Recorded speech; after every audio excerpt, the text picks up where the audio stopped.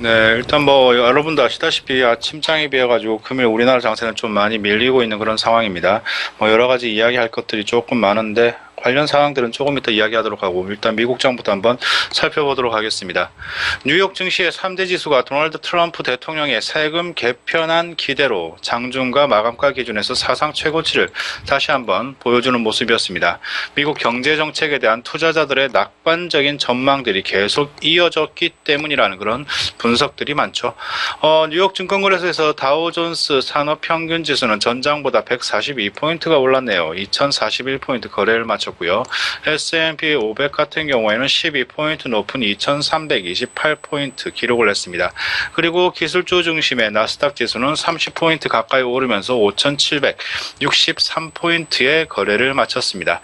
다우지수 그리고 S&P 500 지수는 장중 각각 2441 그리고 2331포인트까지 올라왔고 나스닥 지수는 5770까지 오르면서 장중 사상 최고치도 다시 한번 썼습니다. 상당히 부럽죠. 다우지수는 지난해 11월 대통령 선거 이후 마감가 기준해 가지고 22번 사상 최고치를 갱신했다는 영향가 없는 이야기하고 있고요. S&P 500은 나스닥 지수와 같은 기간 각각 14번, 23번 사상 최고치로 마감했다는 또 의미 없는 이야기가 있습니다. 아무튼 간에 이날 상승 출발했던 지수는 장중의 상승 흐름을 계속적으로 이어갔습니다. 주요 경제지표 발표가 예정되어 있지 않은 가운데 트럼프 대통령의 세금 개편안 발표 기대가 증시를 지난주에 이어서 다시 한번 사상 최고치로 끌어올리는 모습 보여줬습니다. 트럼프 대통령의 경제 성장 정책에 대한 기대감이 투자 심리를 이끌었다고 분석을 전문가들은 하고 있는데요. 감세 정책뿐만 아니라 규제 완화 그리고 투자 확대 등에 대한 기대감도 크게 높아진 상태라고 일단 CNBC 쪽에서는 이야기를 하고 있습니다. 트럼프 대통령은 지난 10일 항공업체 경영자들과의 만난 자리에서 미국 기업들의 세금 부담을 낮추는 것은 큰 성과라면서 세금에 관한 획기적인 정책을 2에서 3주 안에 발표할 것이라는 발언을 해가지고 투자자들의 기대감을 굉장히 높였죠. 업종별로는 금융업종이 1.1%가량 오르면서 가장 큰 상승폭 기록을 했고요. 이외에 헬스케어, 산업소재, 부동산, 기술, 유틸리티, 통신을 제외한 전 업종이 강세를 보여줬습니다. 다우지수 구성 종목 중에는 시총 대장주죠.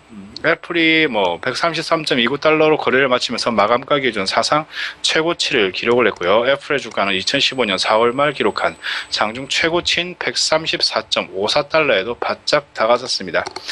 골드만삭스는 이날 애플의 다음 아이폰 모델에 대해 긍정적으로 평가를 하면서 목표가를 150달러로 상향 조절했다. 이런 부분들도 조금씩은 알아두시면 좋을 겁니다. 자, 증시는 지난해 11월 대선에서 트럼프 대통령이 당선된 직후에 그의 정책 기대로 강세를 나타냈습니다. 이후 증시는 트럼프 대통령의 무역 보호주의 정책 우려에 지지부진한 모습을 보이다가 최근에 다시 사상 최고치의 흐름을 보여주고 있죠. 최근에 발표됐던 기업들의 지난해 4분기 실적 호조도 증시 상승을 도운 모습입니다.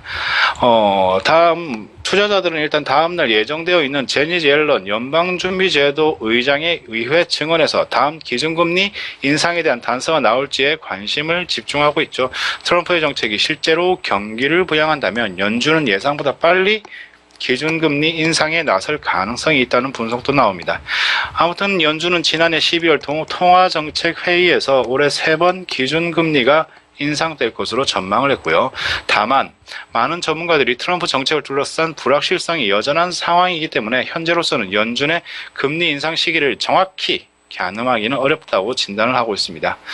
자, 미국 백화점 체인인 메이시스 주가도 매출 증가 기대에 1.8% 정도 올랐네요.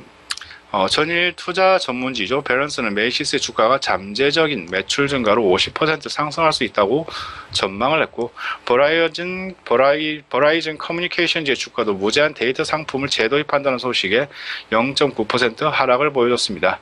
아무튼 간에 뉴욕 애널리스트들은 투자자들이 트럼프 대통령 세금 정책의 구체안을 기다리고 있다면서 지난주 미국, 일본 정상회담에서 무역과 환율, 안보와 관련해가지고 트럼프 대통령의 강경한 발언이 나오지 않은 것에 대해서도 안도했다 이렇게 이야기를 하고 있죠.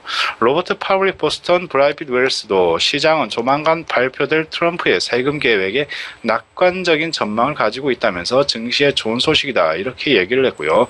또 다른 쪽에서는 트럼프가 경이로운 세금 계획 발표를 예고한 이후 증시 강세가 이어지고 있다면서 투자자들은 그의 계획대로 되기만 한다면 지금 투자하지 않는 것은 잘못된 방향이다라고 생각하고 있다고 얘기를 했습니다. 너무 낙관적인 이야기만 나오니까 약간 좀 불안하긴 하죠.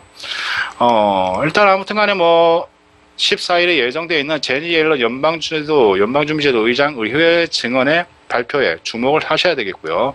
추가적인 단서를 제공을 하는데 이번 의회 증언에서는 다음 기준 금리 인상에 대한 단서가 나올지 여러분들도 관심 깊게 지켜보시면 되겠습니다. 자, 시카고 상품거래소 패드워치에 따르면 연방기금 금리 선물 시장이 오는 5월, 6월 25베이시스 포인트 기준금리 인상 가능성을 32.9%, 46.8%로 반영을 했습니다. 자, 달러와 가치는 강세를 나타냈죠. 달러화와 주요 6개국 통화 관계를 보여주는 RC 달러 인덱스가 0.03% 오른 100.99를 기록을 했습니다. 엔화는 약세를 계속 이어갔고요. 달러 대비 엔화 환율은 전날보다 0.49% 오른 113.76엔을 기록을 했네요. 자, 반면에 금값은 조금 하락을 했습니다. 달러와 증시 강세로 돈이 몰리면서 안전자산인 금에 대한 투자처의 관심이 줄었습니다.